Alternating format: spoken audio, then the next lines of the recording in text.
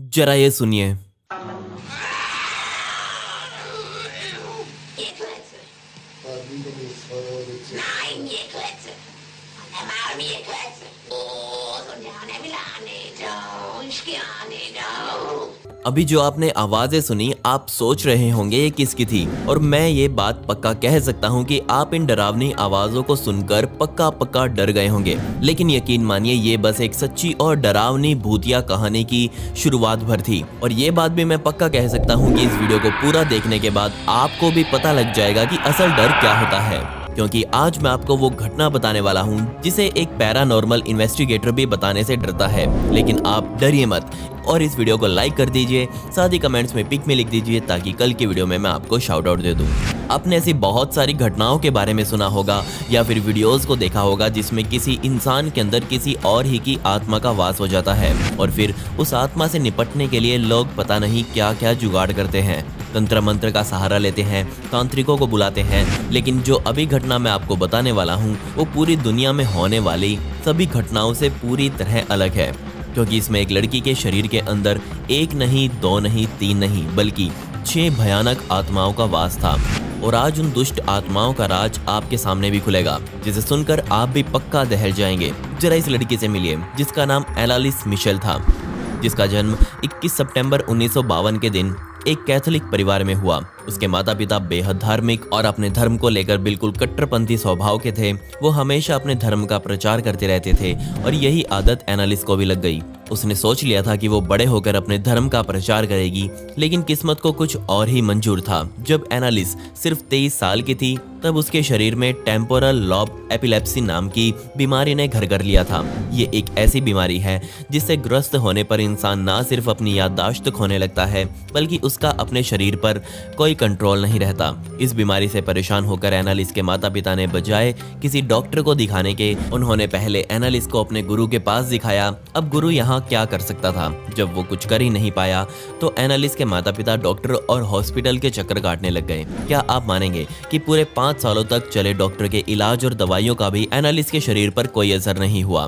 बजाय ठीक होने के, एनालिस की हालत धीरे धीरे और बिगड़ती जा रही थी। जरा इस फुटेज में देखिए वो कैसा कैसा बिहेव कर रही थी। और ये सब देखने के बाद और दवाइयों का भी असर ना होने पर एनालिस के माता पिता भी ये समझ गए कि उनकी बेटी किसी बीमारी का शिकार नहीं बल्कि पैरानॉर्मल एक्टिविटीज में फंस गई है। Oh, there's something awfully familiar about this bed, isn't there? Only usually you're the one in it. Put his hand underneath your skirt. When you're sitting at the kitchen table together. Remember that Thanksgiving when you had your grandmother? No, please. And your mother was sick, so you got to stay in bed with Daddy?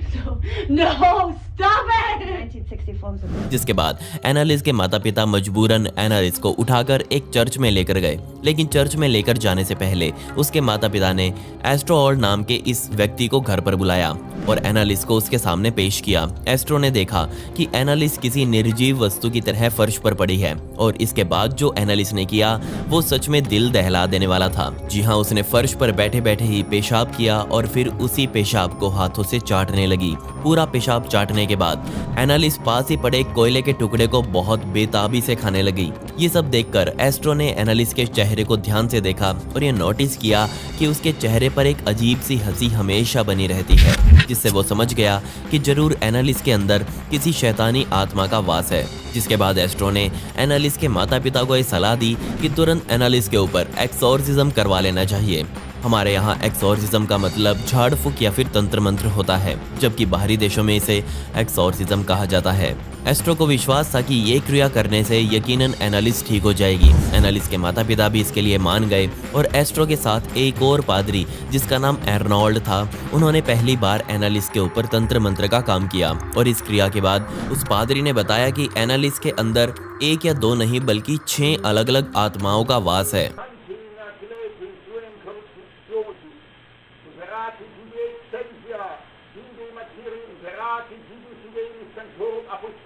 और जैसे ही पहला झाड़ फूक का काम एनालिस के ऊपर किया गया तो उसके बाद से ही एनालिस के शरीर में मौजूद सभी आत्माएं और ज्यादा गुस्सा हो गई और उन्होंने अब एनालिस को पहले से भी ज्यादा दबाव से अपने गिरफ्त में ले लिया।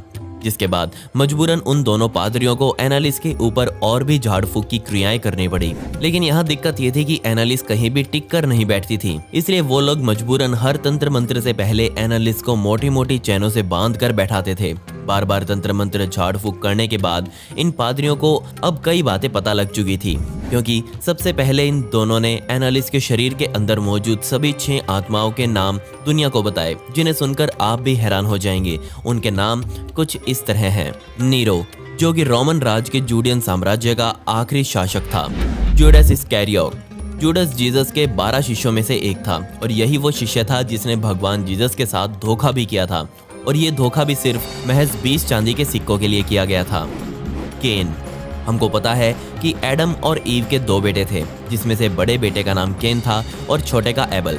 हिटलर, इसे कौन नहीं जानता, ये जर्मनी का सबसे बदनाम, और जर्मनी का ही क्यों बल्कि पूरी दुनिया का ही सबसे बदनाम तानाशाह माना जाता है, जिसके कारण ना जाने कितनी ही लाखों जानें बेवजह चली गई। वैलेंटाइन फ्लिशमैन, ये था 16वीं शताब्दी का एक बदनाम पादरी, जिसे शराब पीने, हंगामा करने और मर्डर करने के आरोप में रोमन साम्राज्य द्वारा बर्खास्त कर दिया गया था।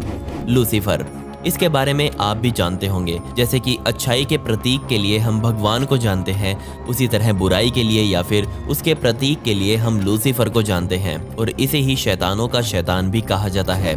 और अब सोच कर देखिए, ये सभी आत्माएं एक साथ एनालिस के शरीर के अंदर घुस चुकी थी, और इस तंत्र मंत्र की क्रिया के दौरान वो दोनों पादरी जो एनालिस का इलाज कर रहे थे, उन्हें भी इन आत्माओं से दो चार होना पड़ा। फादर रेंस और फादर पास्चन, ये दोनों इस पूरी प्रक्रिया को ऑडियो कैसेट्स में रिकॉर्ड करते थे, जिनमें से एक की रिकॉर्डिंग मैं आपको सुना देता हूँ, जरा ध्यान से सुनिए।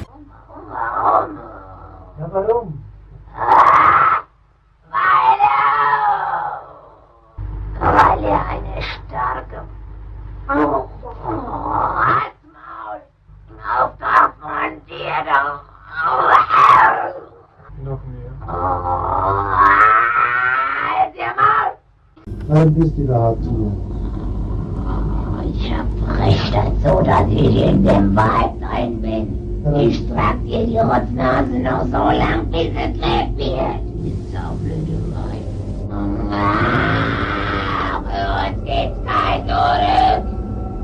Nee, in alle Ewigkeit. Sag mir den Namen. Ich, der Judas und der Nero, der Kain und der Hitler. 5 Stimmen.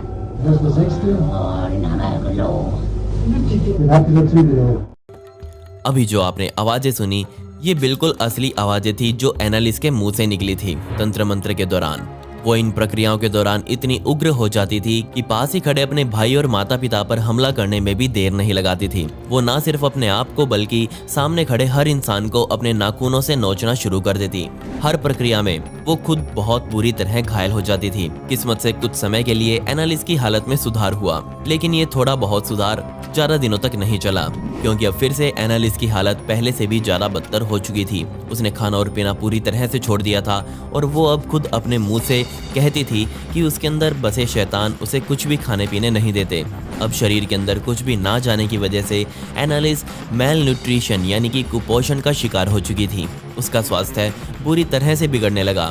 30 जून 1976 के दिन एनालिस पर अंतिम बार 65वां झाड़ फूक और तंत्र मंत्र का काम किया गया, और इस झाड़ फूक के दौरान एनालिस ने कहा कि वो अब पूरी तरह से थक चुकी है और अब उसे इस शरीर से छुटकारा पाना है, और उसने सही में छुटकारा पा भी लिया, क्योंकि 1 जुलाई 1976 के दिन एनालिस सुबह सुबह अपने कमरे में मृत पाई गई। लेकिन कहानी यहीं खत्म नहीं होती, क्योंकि उसकी मौत के बाद एक और ट्विस्ट निकलकर सामने आया। जब एनालिस का पोस्टमार्टम किया गया तो ये सामने आया कि एनालिस की मौत कुपोषण का शिकार होने की वजह से हुई है।